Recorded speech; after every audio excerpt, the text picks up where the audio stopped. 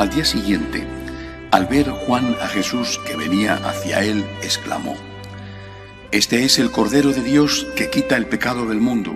Este es aquel de quien yo dije: tras de mí viene un hombre que está por delante de mí porque existía antes que yo. Yo no lo conocía, pero he salido a bautizar con agua para que sea manifestado a Israel». Y Juan dio testimonio diciendo: «He contemplado al Espíritu que bajaba del cielo como una paloma y se posó sobre él. Yo no lo conocía, pero el que me envió a bautizar con agua me dijo: aquel sobre quien veas bajar el Espíritu y posarse sobre él, ese es el que bautiza con Espíritu Santo. Y yo lo he visto y he dado testimonio de que este es el Hijo de Dios». Palabra del Señor. Nuestra época, quizá desde hace 50 años, por poner una fecha, algo más incluso, se caracteriza, entre otras cosas, por algo positivo, como es la búsqueda de lo bueno que hay en lo demás. Esto es positivo, y me refiero sobre todo al ámbito ecuménico. Lo positivo, lo que nos une, la idea fue de Juan 23, lo que nos une, por ejemplo, con las otras comunidades eclesiales. Iglesia propiamente dicha solamente sería la ortodoxa, los demás son comunidades eclesiales. Lo que nos une, y es bueno ver lo que nos une, y también se caracteriza por ver lo que nos une con las otras religiones. Y efectivamente hay muchas cosas que nos unen. La fe en Dios, en algún caso en Dios, en otro caso habría que decir la divinidad, porque ellos tienen, algunas religiones tienen un concepto abstracto o politeísta de Dios. Bueno, pero este esfuerzo por ver lo que nos une tiene un riesgo, y es dejar de ver lo que nos separa. Este es el riesgo. Y concretamente, el riesgo está convirtiéndose en una caída en muchas personas, incluso instituciones, cuando no valoramos lo suficiente lo que tenemos. En el esfuerzo por ver lo que San Pablo denominó los semina verbi, las semillas del verbo que existen en las otras religiones, o las muchas cosas que nos unen con las otras comunidades eclesiales, podemos dejar de ver lo importante, lo esencial que tenemos. Por eso hay que hacer siempre este esfuerzo por volver a la palabra de Dios. No solamente a la propia palabra estrictamente dicha, contenida en el Evangelio, sino a la palabra de Dios que está también contenida en las cartas, por ejemplo, en las cartas de San Pablo. Hoy es, como he dicho al comienzo de la misa, la fiesta del nombre de Jesús. Antes la tradición era que esta fiesta se celebraba el día 1 de enero, pero creo que la Iglesia con sabiduría lo pasó al día 3 por el hecho de que el día 1 está dedicado a la Virgen, y si ponemos dos fiestas juntas se opacan la una a la otra. Es por tanto el día en que a Jesús le pusieron el nombre. Bueno, el nombre de Jesús significa Dios salva, Yahvé salva, es un nombre judío, ¿no? Josuá.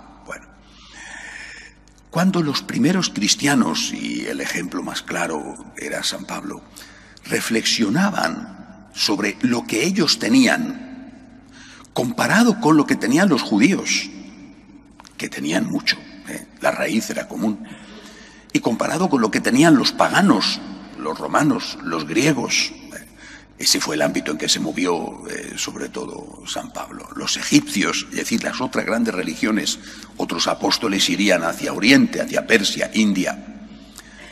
Se daban cuenta, aquellos primeros cristianos, aquella primera teología cristiana, se daban cuenta de la enorme diferencia que significaba creer en Cristo a creer en Zeus o en Júpiter o en el emperador romano. Incluso la enorme diferencia que significaba creer en Cristo a creer solamente en Yahvé. En San Pablo, en la carta a los Filipenses, en el capítulo 2, versículo 10, dice: por eso Dios, está hablando de Jesucristo, por eso Dios lo levantó sobre todo y le concedió el nombre sobre todo nombre, de modo que el nombre de Jesús, que al nombre de Jesús toda rodilla se doble en el cielo, en la tierra, en el abismo, y toda lengua proclame: Jesucristo es el Señor, para gloria de Dios Padre. Al nombre de Jesús toda rodilla se doble. Es decir, Cristo nuestro Señor es el Salvador.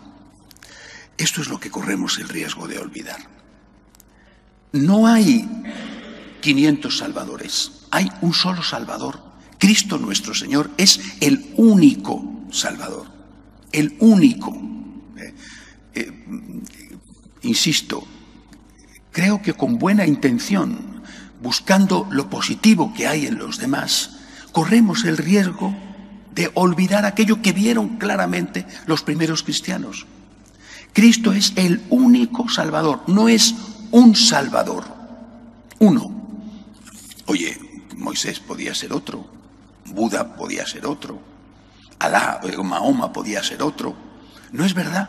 Esto es una tentación en la que algunos teólogos, incluso instituciones, están cayendo.